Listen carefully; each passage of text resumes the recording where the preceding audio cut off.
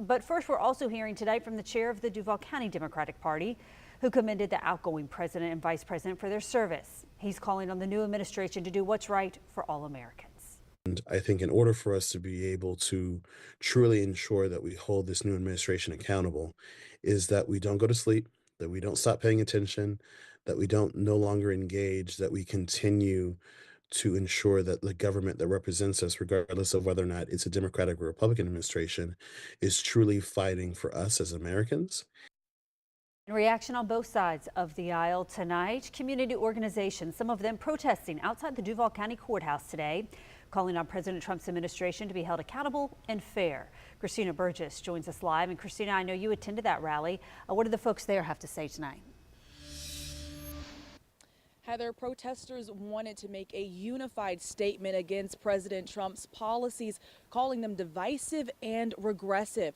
With signs, speeches, and chants, they wanted to make it known that they are standing up for human rights and standing up for justice for all.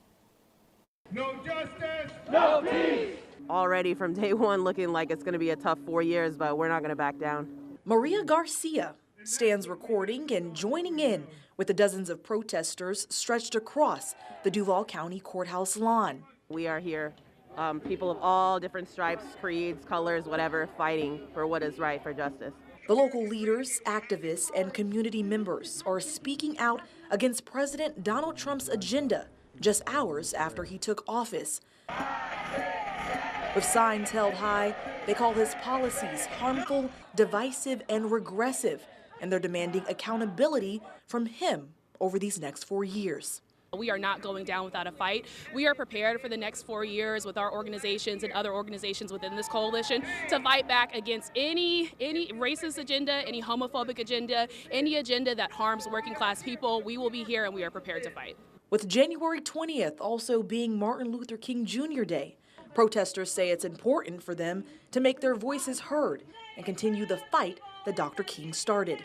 This is not the future that MLK envisioned. There's still hope, and that our system of government is important to protect, our democracy is important, and the people's voices are still important. And we will continue to fight for civil rights and justice in this country.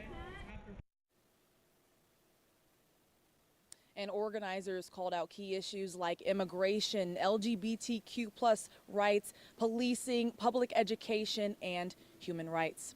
Reporting live in downtown Jacksonville, Christina Burgess, First Coast News on your side.